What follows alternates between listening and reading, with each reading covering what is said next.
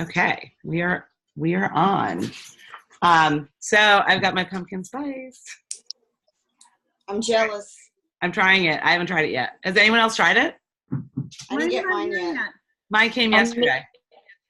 I'm making mine this morning. Oh, it's good. It's like custardy. Ooh, yum. Like pumpkin pie? Yeah, like pumpkin pie, but like not with that aftertaste that pumpkin pie can sometimes have. Because I'm actually not a huge pumpkin pie fan. It's definitely got the spice. Like I debated putting extra cinnamon in, and I decided not to because I wanted to just see how it was kind of true. And I like it. So, and then I need like a vat of Energize. I woke up at 2:45 this morning, so I've been living on Energize this morning. Yeah, well, I'm going to another concert tonight, so I'm going to be living on Energize. Oh my gosh. We're going to the Greenwich Wine and Food Fest, and Tim McGraw is playing at it. Oh, so. how fun. All right. Talk to me, guys. What can I tell you? I know Brandy had a few questions about To Be Mindset, which I can respond to, but let me start with you guys. Talk to me about, what I can help you with. How are things going? I think September has this feeling of being like it should be this really easy month coming off of the summer. Like everybody should be ready to make those changes. But I actually think that September can sometimes be hard. I think there's a different momentum because everyone's so busy with life that like school and everything that and getting like shifting their routine so completely that sometimes it can be more challenging than you expect it to be. So don't feel that's not a reflection on you. That's just every month brings its own challenges. I have a question. So I'm actually doing really well recruiting older women who have a lot of weight to lose because that's who I am or was because now, I've lost my 40 pounds. So I'm beginning to wonder, and Irene's not on the call, and I haven't asked her this. Like, we have a big range of people in our groups that we're running together, and I'm almost afraid that they're too divergent. Like, she still has younger 30 and 40-year-olds, and I happen to have a lot of 50 and 60-year-olds. So I think where that comes in, because I certainly have a lot of the people, I work with a huge range of people, but I definitely have a lot of in their 40s and 50s, and some even in their 60s. I think it depends on your people. I think you need to get a sense. And one way to figure that out could be, do I want to run a spinoff group for a month and see how it goes? Elise and I are running a teacher group. And I'm curious to see in that teacher group if some of my teachers who do my regular groups will be more vocal. What I find with a lot of my people who are in the same age group as yours is that they are watching and they are reading all the posts, but they're not necessarily commenting. Okay. They don't have a comfort level with that, and they're not really doing, but when I talk to them about it, they have seen the videos and they have notice the posts because they will say things to me about them. So they are definitely getting a lot out of the group, but they're just not doing it actively. So I think that's something that's important to be aware of too, is are they disengaging or are they just engaging in a different way? Because I would love to require that everyone posts. We used to say, if you don't post, if you miss 3 days, you're out of the group. In the earlier days of this, we were very strict about it, and we stopped. I mean, we had like rules, and we stopped doing that. Some people are lurkers. So, and I think when I look at my peeps, I have to take that into consideration, and I really encourage them. But we used to tag every single person in every single post who didn't respond. And part of the reason we stopped is because it was a lot of work for us. It wasn't just about them. It was a huge amount of work for us to do that. But what we also found was that, some people it helped because they'd forget to respond. Okay. And I will tag people once in a while, but some people felt like we were shaking our finger at them, and that's not good either. Nobody wants to feel like they're being, punished for it. And so I really think you need to, maybe you need to poll your people and ask them a few questions to find out. Can I ask Maybe, another? yeah. I think you actually answered it, so I like that. But a new question on the same line, because you talked about, let's call them lurkers, the introverts. I have some lurkers, and I reach out to them regularly. They have ghosted on me, but like one woman gets her shake monthly. And I even said to her, I said, hey, I just want to check in with you. Maybe you're just quiet and do it in the background, but I also want to make sure you're actually using your shake and it's working. If it's working, great. If you want to talk one-on-one, great. If you want me to help you cancel, let me know. Because I don't want someone in the background going, oh God, I got charged $140 again. So I actually encouraged her to cancel if she needs to. And that's fine, or put it on hold. I mean, I had a friend who tends to ghost me. She disappears, and she doesn't get in touch with me because she feels guilty. Because she feels like she should be doing more, and she feels like, what am I going to say to her? And I'm like, you know what? We're friends. We can talk about other things too. We don't just have to talk about Beachbody. But she just said, can you just put my Shakeology on hold until the new year because I have all these boxes. She hasn't been drinking it. Perfect. So I went ahead, I put it on hold. She didn't ask to cancel. She just wanted to pause it. Excellent.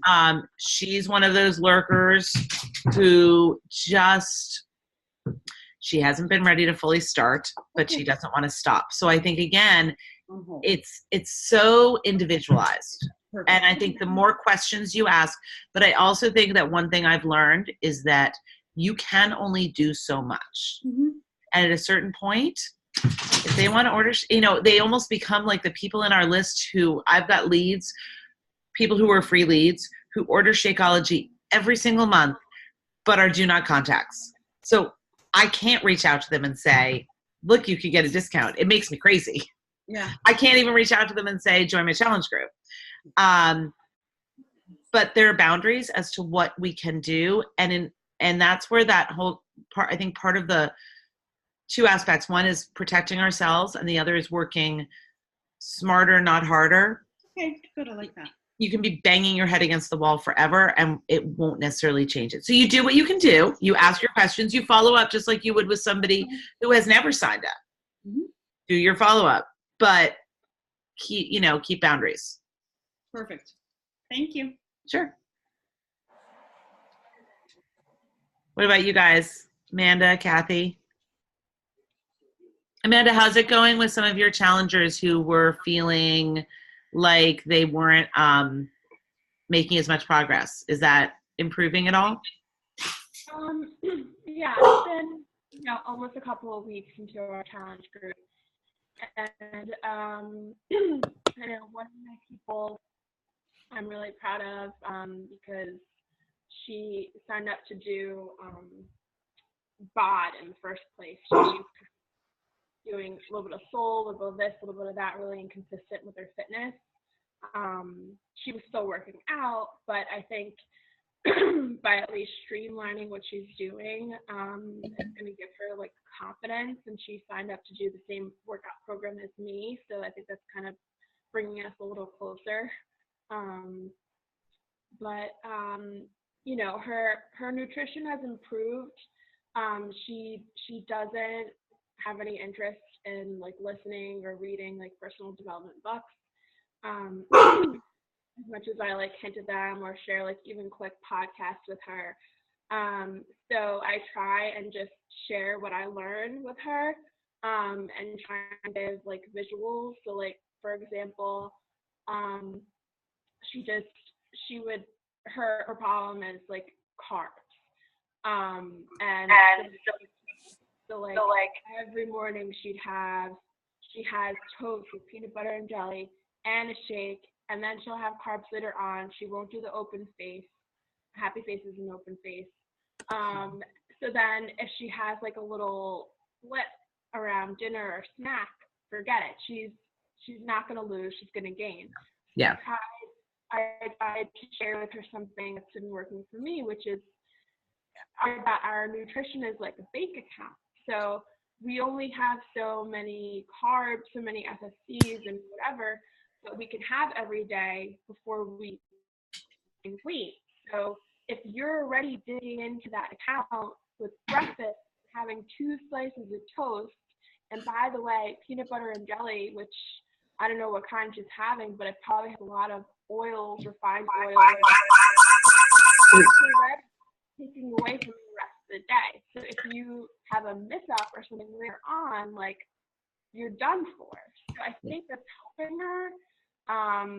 But I'm trying to not, like, I'm trying to walk that fine line between, like, being preachy, being naggy, being annoying, and just, like, checking every once in a while. And, you know, even though she's been a little better about posting in the challenge group, it does require a lot of one-on-one, which is fine. And I think what's helped too is, like, keeping her, I mean, she's really great about tracking what she eats. Like, I'll give her that. But, like, this is just one example. Then I have other people. I have new people that are doing really great with the program so far. But I find that when someone's new, they'll, like, get so excited and jump all in, and then there'll be a couple of bad days. You know what I mean? Like, they're really excited. They will, like, follow Tubi or Portion, and they'll, like, comment in the group, and then, like, a week goes by. Oh, the weekend. Oh, you know, like, it's hard to keep them motivated and Yeah. keep them engaged and, like, communicating with me. So I think that you're doing a few things really right in that, like, with your one friend, you are following up with her and but not, you know, overdoing it, because we can feel like we're, like, stalking people after a while. There's only so many times you can ask for somebody's tracker or ask for various things. One thing I have found that has worked with people like her is to highlight what they are doing well. Like my friend, one of the girls in our group who has definitely struggled, but she, you know, and she was like, well, what have I accomplished? Like, well, okay, you don't drink Diet Coke anymore. Like, she just did a 3-day refresh, and it went so much more easily for her than the first time. And it went more easily because of the changes that she's already made. So I try to keep bringing her back to what she's already accomplished, because I think that helps direct her. So, like, okay, what's the next goal? And then I think the other thing you can do is set small goals. You know, like with her or with anybody, like, say when they're heading into the weekend, set very specific, very small goals. So things that they can come out of the weekend feeling like they did. Did you stay on track? You know, this weekend, okay, so you've got 97 events. It's going to be really hard, but commit to getting your workout in and staying on track with your water. Do something that at the end of the weekend they can say, oh, look, I did that. And then it will keep the momentum going, and they won't feel like they just trashed it all. And then another weekend, you can add in a new goal. Because nobody can do it all at once. It has to be those baby steps. So if you make it very achievable and very concrete, then they can kind of lean on that and say, oh, look, I did it. My weekend wasn't a failure. Because I think keeping that failure word out of people's minds is really important, because the second they start to see themselves that way, you know, people should all feel like in a perfect world, like they can fail forward, but people don't. People feel like if they failed, that's an ending rather than part of the process. And so the more we can keep that out of their heads, then the more successful we have a chance of helping them be. Yeah, that's beautiful. Thank you. And I you know, something that I want to be more intentional about is keeping track of these little wins, so that way I can remind them, you know, like you said. One of the things that, bye, Alyssa. Let me know how Kendall is, please. I'm thinking about her, so Vox, let me know. One of the things that Brandy was asking me about, she was asking me about To Be Mindset things. So she brought up, one of the things she asked was how I was going to kind of use my certification once I have it.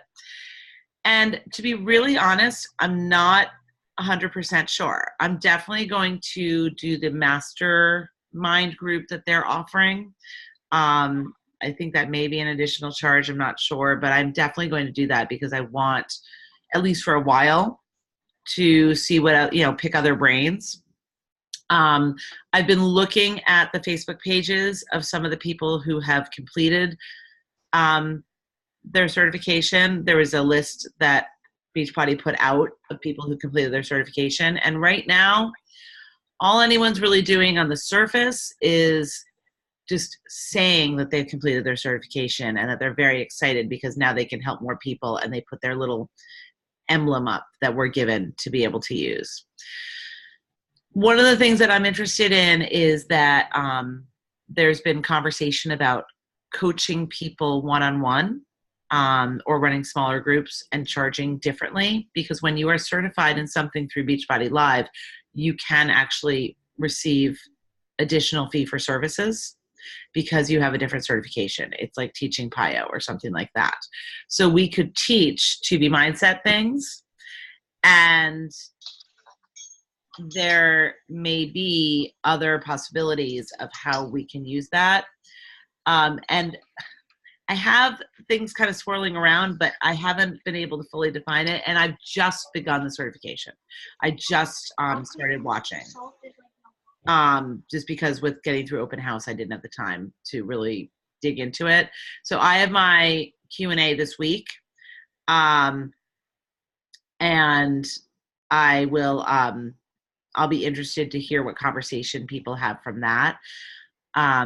So I will, as I kind of come up with more, I'm hoping that some of the people who I was in the test group, I'd like to connect with some of them and see how they're kind of thinking about using it too. So because some of them are higher up coaches, but who are like full on believers in To Be Mindset.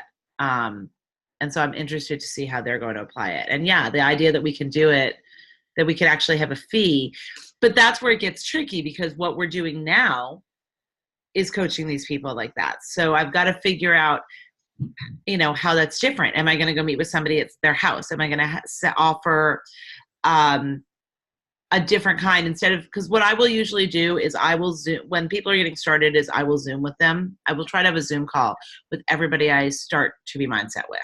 I try to do it with a lot of things, but with To Be Mindset especially, so that I can visually show them the app, show them the tracker, talk to them about various things. So I can really walk them through a lot of it with sharing my screen. I find that's helpful for getting people going.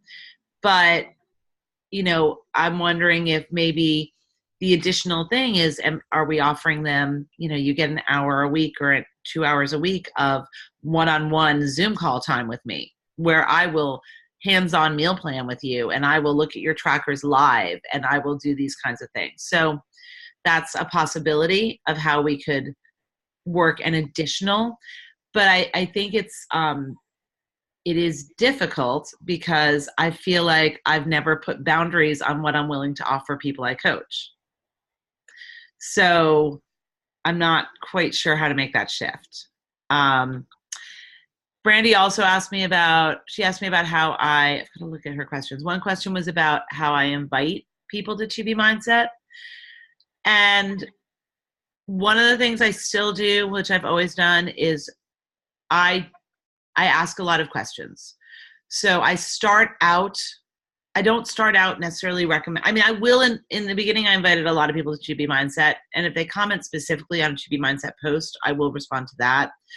But in a lot of cases, I'm still asking people those same questions and figuring out, because of the couple of people who I signed up in the last few days, one of them is doing To Be Mindset, and one of them is doing All Access. because she said, so what I really need is some working out and a great substitute for breakfast. And I'm like, okay, I have both for you. Easy. She's like, I feel like I eat pretty well. So for her, maybe 2B mindset isn't something she's going to look at right now. I have somebody else who I'm talking to who I kind of presented both sides. She's more interested in portion control. She feels like that fits better. So I keep asking all the questions, and I do tell them that I'm honest about my own journey, and I share that personally I have found this to fit better into my life, but I also explain the kind of person who I think portion control can fit better for that life. If they are somebody who isn't exercising, then I focus on 2B. I also put people into my sneak peek group. That has been a huge saver for me because I think 2B mindset is hard to explain in a few words. I feel like sometimes I go back to when I was a newer coach and just threw up all over everybody with what I said. And putting people into the group is very helpful because it just targets the specific things, and then I can follow up with them and talk about their specific questions. And there need to be clarifications. I have somebody who just came back to me and said, well, I really want to eat real food. I don't want to just drink shakes. I was like, okay, wait, let me clarify. You're not just drinking shakes at all. You're drinking a shake and that's it. The rest of it, the whole point of this is that it is about real food. So it gives me the chance to clarify those things. I think those were Brandy's two main questions. And then I also continue to support them by not only whatever challenge group we're doing, but I put them into my 2B Mindset community that I have on Facebook. That's just for anyone who's worked with me who's ordered 2B Mindset. Oh, that's really cool. Yeah, I took my initial 2B Mindset group that I did, my very first one where I had like 40 people I ran in Facebook. And what I've done is I've taken the posts and I've been organizing them into the units. So when somebody goes in, there's a unit called week 1, and that's got all the early videos. There's a unit or the posts that went with the early videos. There's a unit called recipes, so they can click on that. And then I'll post in there once or twice a week. I'll just throw up an encouraging post or a tip or a recipe or something like that. I'll just kind of keep it active. But I always put people into that. People that are doing 2B Mindset with you? I did. They're not all actively doing it, but when I started, I've probably signed up. That group probably had about 40 people in it. My Success Club, when it's the only month I've had Success Club like that. When 2B Mindset came out, I think I had Success Club 36.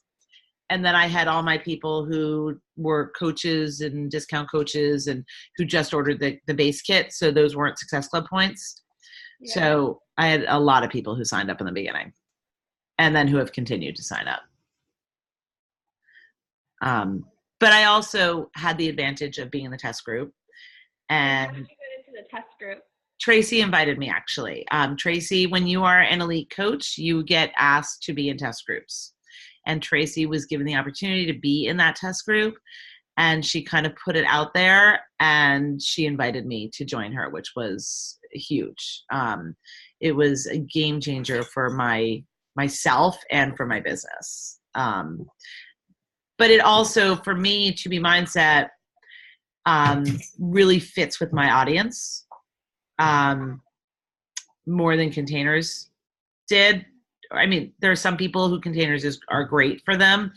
And I think that for my audience, 2B Mindset is a much better fit. And that's where you have to keep always going back to, is asking those questions. Because as I said, even as I do I definitely have become more of a 2B Mindset person, but I still do sign people up with All Access and with Containers. It just depends on the person. And the more questions you ask, the more you know. You know what, Pam? I tell people too, I needed the portion control to get started because I said most Americans have no clue what a proper portion is. So especially if people have a bad relationship with food, I've been telling them, you can kind of start with the portion control, get your arms wrapped around that, and then maybe you switch to the PB. Yeah. I really believe, and this is something that I think I've learned to do more, is asking those questions. Good. Okay. And I think if you go in and you look at, even in like Shred, there's various coaching scripts, like Chelsea has some, there are other ones. Or if you look at, if you're in Kelly's Cool Coaches Keep Clicking group, which if you're not, it's a great resource. She has shared a number of scripts from some top coaches, where the scripts are more about, there are some answers, and things like Alicia's script of responses to objections is phenomenal, because we always need to respond to objections. But we also need to start with finding out we need to ask them questions, because if you don't ask questions, you get to the objections too quickly. Asking questions, I think, is a way to not avoid the objections, but in some cases it will. In some cases it will stop the objections before they come up, because you get the chance to control the conversation in that you're guiding them. Mm-hmm. You're leading them instead of the objections leading the conversation. You gathering information is leading the conversation, and gaining the knowledge from them, and then knowing how you can fill those gaps in their life, knowing what the missing pieces are that they need help with. Because otherwise, a lot of, the objections, it becomes more of a game of, wait, no, let me explain. That's not what it is, rather than here's how I can help you. Whoever asks the questions controls the conversation. Yeah. So if you really start out, whenever anybody comments and whenever I'm messaging, I always start with, tell me about your current nutrition and fitness, and tell me what your goals are. Tell me about your habits now, and tell me about where you'd like to see yourself. And then I go from there, because usually they will share a fair amount of information. And I haven't yet said, here's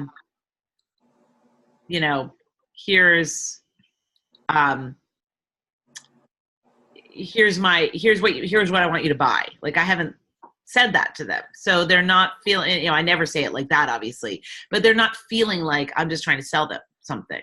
It gives us the chance to grow the relationship. I can talk about my experience, or people I know who have been in their shoes. I can say, oh yes, I know somebody, or I worked with somebody who did that and thought this, and now they're doing this. That whole process to show that what that journey can potentially look like, not just for me, but for other people I know. So the more, go ahead. I'm sorry, I thought you were done. No, go ahead. Okay, so I typed a question. I've seen a couple people talk about doing freebies, auction packages, etc. I haven't gone on the FAQ to find out what the official answer is, but I don't know if you have done that in the past and what your experience has been. Recommend it, don't recommend it. So I've done it once, and the person I did it with never followed up with me. Okay. So I never got to complete it. I'm actually doing another one coming up for something at my son's high school. And everyone chooses to do it differently. Tracy has one that she's got in the file section of Faithfully Fit Central that has, she's added in some one-on-one family meal planning, so that she actually gets that one-on-one time. But you can also do a challenge pack. And I know a few of us, that's what we've done. We've basically said, there's, I think it's in the files too, but we just used kind of the basic flyer and a challenge pack. And what I had planned to do with this person, and what I know other people have done, is, for me, what I do is I use their email, their information, and I use like a Visa gift card, unless they want to give me their credit card. Well, no, not their credit card info, because either they can pay for it and I can Venmo it to them. But what I was going to do is use a Visa gift card, and just because I didn't want it on my credit card, right? Because of the two, Andrew and Lily are already on my credit card. So I can't add anybody else. And you have to be careful about you purchasing. Even if somebody's not on a monthly thing on your credit card, you need to be careful about you purchasing for other people. But with a Visa gift card, that's not an issue. And then you get the Success Club points. And if they want to continue with Shakeology, it's, they can end up putting their credit card. It just gets switched to their info. And I think that Alicia may have used a different credit card. That's another option, is if you have, you could use your husband's credit card. You can use somebody else's credit card if you need to do it that way. But are you saying you can only put 2 on one credit card or something? you can only have 2 people consistently on your card. And I would have to look at the specific Okay, rules. I don't want to get a bunch of people on my credit card. Yeah, no, you would have to look at the specific rules for buying. But the thing is that when you order, unless you cancel, that order, that credit card stays in there for the HD. Oh, yeah. And so you don't really want yours Yeah. being in there. So using a gift card can be the solution for that. Okay. Jennifer, I recently did a giveaway on my Instagram just to get more followers and engagement. Oh, good. And what I did was I had the person use their credit card and I just Venmo'd them. Perfect. Yes, Yeah. Venmoing is great as long as it's somebody who's comfortable with that. Right. And Or if you're, even, if it's someone who's old-fashioned and they're local, you write a check, you give, Yeah. what it is. Okay. and if you're doing an auction, it's generally somebody that you know, or at least peripherally, because it's through an organization that you're both part of. So most of those people would probably be willing to use their credit card. And you just have to wait till they come to you. As I said, the person who bought mine last year never came to me. With the way auction packages work, some people never follow up, and I was never given the name of who bought it. So Right. So Amanda, I want to ask you, how did you, I'll have to go back and look at your post, but how did you word this since you did it online? Word the post. Yeah, to give away a freebie. I just said that I'm doing a giveaway. Here, let me see. They had to like the post, tag 2 friends, and follow me. Okay. And then, I just called it a private coaching giveaway. Okay, good. And then I shared about how stepping into these private coaching groups has helped me. This is how you enter. And then after I said, this is how you enter, then I said, what is it? And then I, described how you get an annual subscription and the shakes, the nutrition program, community, and my support. Okay. I'm thinking about doing that because I have 2 people who have a financial hardship, so to speak. But I think whether I give them 2B or an annual subscription, just for that first month, I think they're going to get hooked.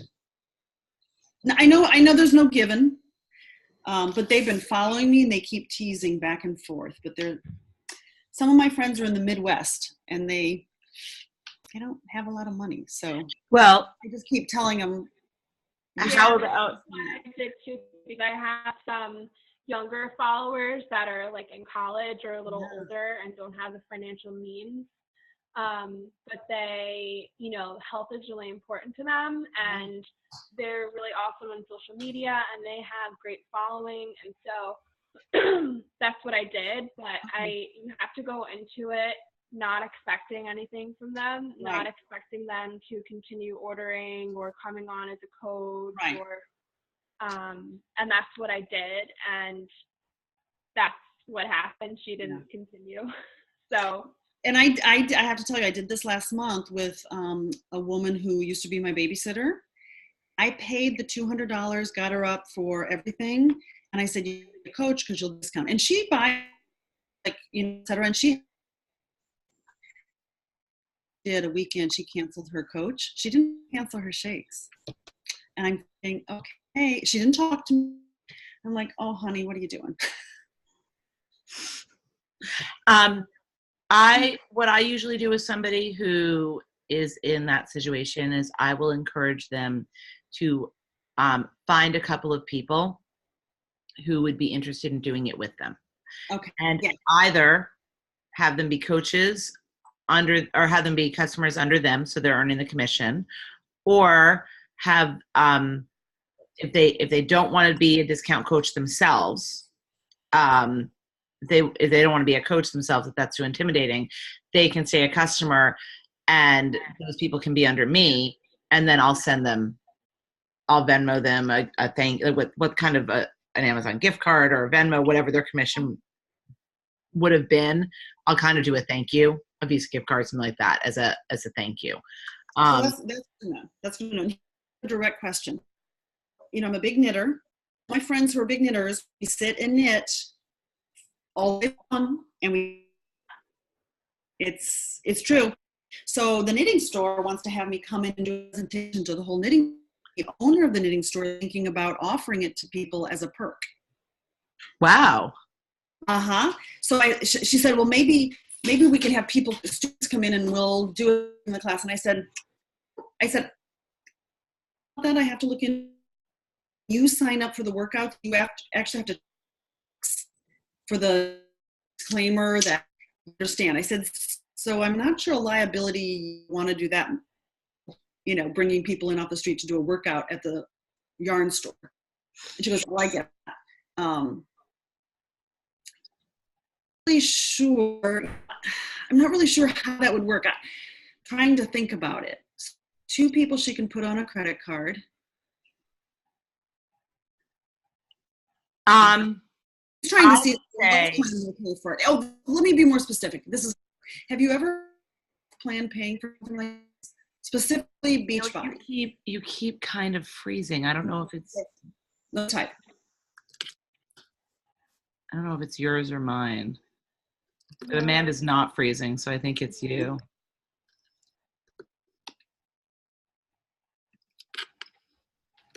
Health plan. I have heard of, there are some health plans that will pay for some things. Okay, so there are some insurance plans that will pay for some additional stuff, but I think it depends. It's like very specific. I don't think it's necessarily the direct insurance plan. I think there's some insurance plans have like an additional perk within them that you can, because they want to focus on people being healthy. So it'll reimburse for gym. I don't know if it would pay for Shakeology. I've heard of it, but it's not my health plan, so I'm not totally sure. Oh, she's gone. We lost her. It's an interesting, it's an interesting question. I think if anybody ever wants to do something for you, like if anybody ever wants to share more about, this, the best way is for you to be able to come in and present and talk about it and share Shakeology samples and just share with people in that way. And maybe if the person at the knitting store really wants to help, maybe instead of specifically worrying about signing people up herself, maybe she offers a rebate. So maybe people sign themselves up, but she offers them a credit to, at the store or something like that through it. Without knowing all of Jen's specifics, it's hard. So maybe she'll hop back on. We'll see. Amanda, do you have is there any other questions, thoughts? No, I think just, still trying to help like that challenger that I mentioned. I think I'm going to try and get on a video chat with her. She's done so much better with her planned meals, but still, when it comes to, social events and to being stressed at work, still emotional eating and not being mindful of it. Does she get beach bars? No. Because I find that for some people, you know, I want to say to people, take your vegetables, you know, take a bag of veggies to work. But for some people, having, you know, things like beach bars on hand are a great choice. It is a more, even if you're not feeling mindful about it, it's a more mindful snack because it's so high protein. It's not even considered a full FFC in To Be Mindset. It's considered kind of like half protein, half FFC. So as snacks go, it's a good snack. I definitely use it myself when I need something. And I had given up my other bars that I used to eat, and I use them. I don't have one. When they were first out, I was like having one every day because I love them. And I've tried to cut back on that, but I keep them at school because when I'm hungry, if I'm at school late and I need something to grab after school, it's so much better than me diving into the animal crackers that are there from the kids' snack. And that's something that's such an easy thing to do. And I find that, you know, it's that conditioning of not just the mindful eating, but making sure that you have the right things in place so that there's something else to grab. Yeah, that's really and then when it comes to beach bars, they're not as filling as a protein bar, and they're not a protein bar, but they cost the same price as a protein bar. I find them filling. I find that they take the edge off. And no, they're not a protein bar. Oh my gosh, my dog is like playing with his bone right under the table. It's so loud. They're not a protein bar because they don't have those 20 grams of protein, but they're also a lot lower sugar than a lot of those protein bars are. A lot of those protein bars have a lot more grams of sugar. We all pay a lot of attention to sugar. I read those labels religiously because Andrew's diabetic. And there are very few bars out there that are as low sugar as the beach bars. So that's something that for me is very important. But you have to look at, you know, it's everybody's looking for something different. So if somebody's looking for a 20 gram of protein punch, they're not going to get it. But if they are drinking Shakeology, they don't necessarily need the 20 gram of protein punch. I mean, that's another option. That's packaged and good for on the go or for like to leave in their desk. Yeah, and it's good for that. The other option is that, and I tell people this too, is you can do a second shake. So if you have the ability to make a second shake in the afternoon, like if it's somebody who drinks a shake for breakfast, you could just shake with water and ice, a second shake later in the day. And that's going to be high protein, low sugar, very filling. I mean, that's going to be one of the most filling snacks and healthiest snacks you could have. So I don't really encourage most people to do it as 2 meals a day. But if they want to have a second one as a snack, I absolutely, you know, what I tell people is you don't need to do that every day. But if you're really hungry, you know, there are definitely days where I come home and it's like, I mean, I made one before I headed to the concert last night because I knew I was going to be heading into a situation where my food options were going to be very limited. And so I made a shake so that I would just think more clearly about what I was eating and drinking and, you know, do a little bit better because I wouldn't be as hungry. Awesome. Thank you so much. Gracie is actually waiting. Okay. So I have to go grab her. But thank you. This has been awesome. I really, really appreciate it. Oh, anytime. All right. All right. Talk to you later on. Bye.